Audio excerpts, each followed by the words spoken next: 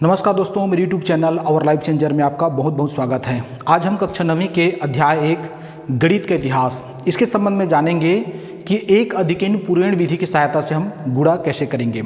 इससे पहले मैंने एक न्यूनैन पूर्वेण विधि और ऊर्ध्व तिर्याभ्याम विधि से गुणा करना सीखे हैं। यदि वह वीडियो अगर आप नहीं देखे हैं तो मेरे डिस्क्रिप्शन में वह वीडियो प्राप्त कर सकते हैं। तो चलिए आज जानते हैं कि एक अधिकीर्ण पूर्वेण विधि की सहायता से हम गुणा कैसे करते हैं।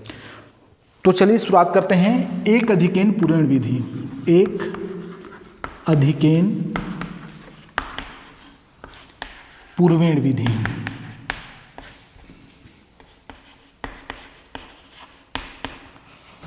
ये सभी गणित वैदिक गणित के अंतर्गत आता है और वैदिक गणित में जितने भी विधि है वो संस्कृत में ही है, क्योंकि वैदिक गणित संस्कृत में लिखा गया है, इसलिए उसमें जो विधि है वो भी संस्कृत में ही है।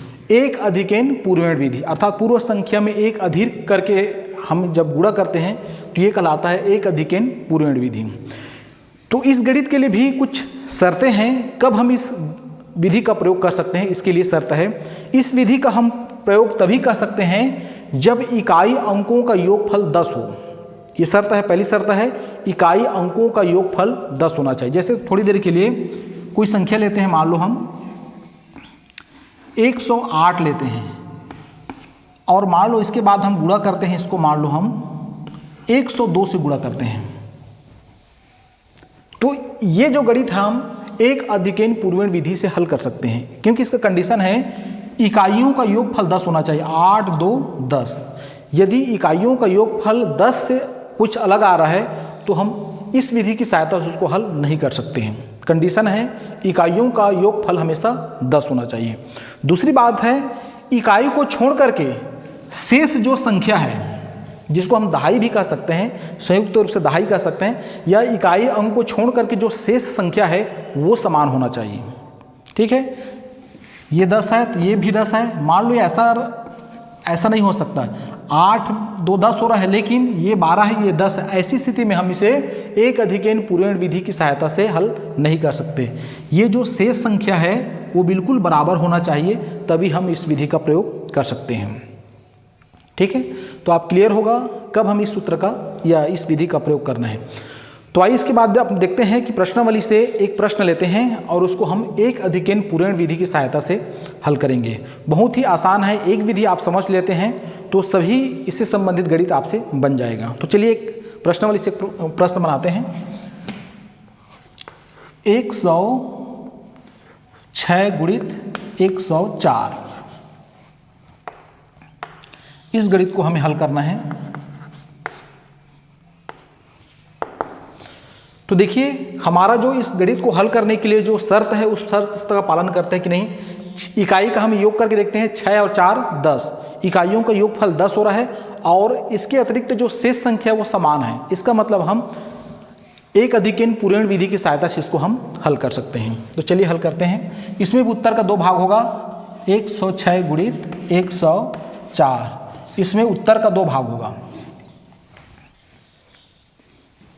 उत्तर के 2 भाग होंगे। तो देखिए इसमें क्या करना है, इकाई को छोड़ करके जो शेष संख्या है, इकाई को हम छोड़ देते हैं तो शेष संख्या 10 आ रहा है, दोनों में 10 है। इस 10 का एक अधिक, विधि का नाम है एक अधिकीर्ण पूर्वेण विधि। शेष जो संख्या अर्थात इसको हम दहाई मान सकते हैं, दहाई का एक अधिक को उसी संख्या से गुणा करना है। 10 का एक अधिक कितना हो जाएगा 11, और उसी संख्या से हमें एक बार गुणा करना है तो ये हो जाएगा 11 दहम 110। इसका मतलब उत्तर का बायां भाग आ जाएगा 110। यहाँ तक क्लियर हो गया होगा।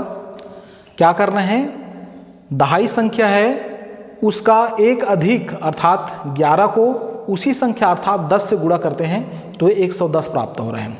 ठीक है, तो ये उत्तर का बायां भाग हो गया। उत्तर का दायां भाग में क्या करना है, हमें दोनों की इकाई को आपस में गुणा करना है। 6 चौक 24,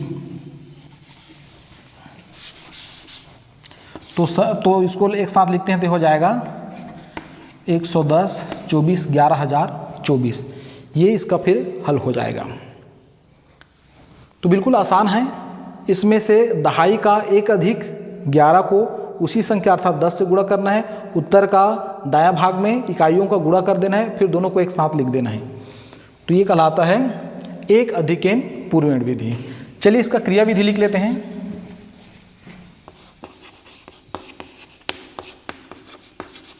क्रिया विधि पहला है उत्तर का बायां भाग। उत्तर का बायां भाग अर्थात ये है 110 ये कैसे आया? इस पूरे को हम दहाई मान सकते हैं या लिख सकते हैं इकाई से इकाई को छोड़कर शेष संख्या।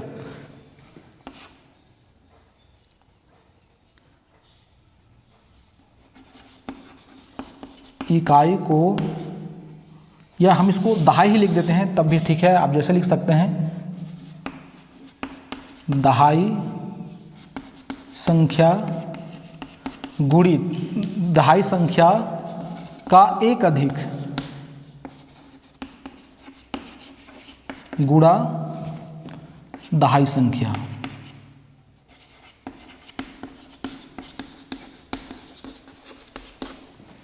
तो ये कितना प्राप्त हुआ? दहाई अर्थात 10 है, उसमें से हम एक अधिक कर देते हैं तो ये हो जाएगा 11 गुणित दहाई संख्या मतलब 10 बराबर हो जाएगा 110। इसी प्रकार से उत्तर का दायां भाग हो जाएगा, उत्तर का दायां भाग, उत्तर का दायां भाग बराबर इकाइयों का गुणनफल, इकाइयों का गुणनफल। दोनों इकाई को आपस में गुणा कर दिए, 6 गुणित 4 बराबर 6 चौक 24। तो इस प्रकार से ये 24 हो गया। तो तीसरा लिखेंगे अतः अभीष्ट गुणनफल बराबर अभीष्ट गुणनफल बराबर हो जाएगा 11,024। ये हमारा उत्तर हो जाएगा। तो एक अधिकेन पूर्वेण विधि बहुत ही सरल है और सभी गणित के लिए एक ही प्रकार के नियम का प्रयोग होगा।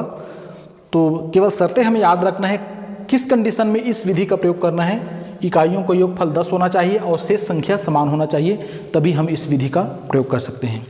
मुझे आशा है कि ये विधि आप सभी को समझ में आ गया होगा। यदि वीडियो अच्छा लगे तो चैनल को सब्सक्राइब अवश्य करें। धन्यवाद।